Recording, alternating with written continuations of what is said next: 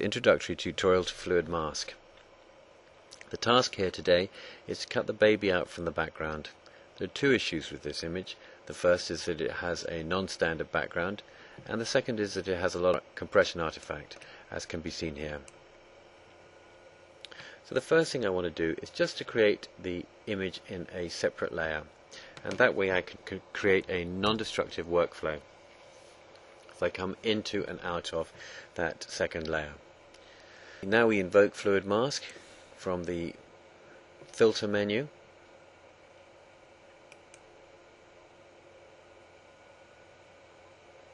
and Fluid Mask is now processing that image and trying to find areas of contiguous color and texture. Let's blow that up a bit, and you can see here that it has created these objects of these contiguous color and texture. Now these may be selected using your masking brushes off your tool panel over here. The background mask is in red and is identified by these three brushes, and the foreground mask is in green and is identified by these three brushes. To select objects, we tend to use the local brush, which is this one here. These objects can be selected individually like this, or if you increase your brush strength, they can be selected in groups of contiguous color like this, a bit like coloring by numbers. So now I'm going to increase my brush size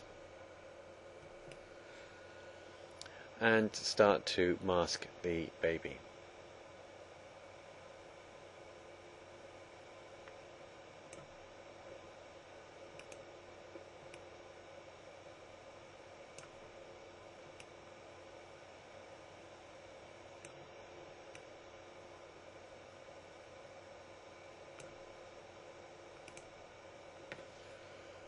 Now I have to reduce my brush size to get to the top of the baby's head. And now let's go to the other side.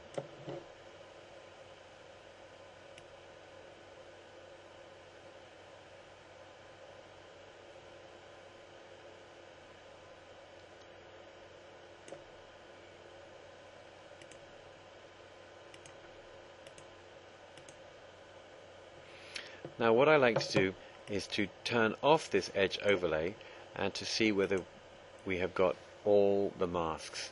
Now it seems to me there's a little bit over here and also at the top over here.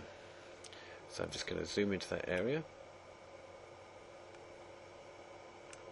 like that,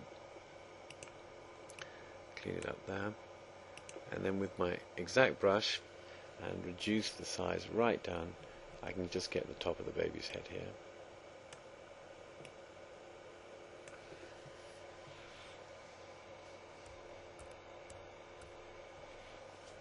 And lastly, there are the odd pixel like this one around that just needs cleaning up, and it's always wise to use the clean tool, which just picks the mask that you want to clean and gets rid of these flecks of color like that, and you can see it's gone now. So now it's time to create the cutout. Now I can do this in two ways. I can either just go straight to create cutout like that, or I can do it in a two-step process and press autofill image or Control F, and that will fill in the masks for me. Now let's go into it in detail. You can see here that it's filled in the keep or green mask automatically, and at the transition between foreground and background masks, it has filled in automatically a blue mask, which is we call complex mask, and that deals with the blending and the transition between foreground and background. So now it's just for us to go and create cutout, and you can see here that we have got a very nice blend along the edge, and that is viewing it at 800%. Let's have a look at it against another color, and you can see it's a very nice blend there. Let's pull back and look at the whole image, and you can see that we've got a very nice cutout. Now we're going to send it back to Photoshop, and we do this by going to the File menu, Press Save and Apply. Here it is back in Photoshop. Now we have to turn off the original image to see the transparency layer below.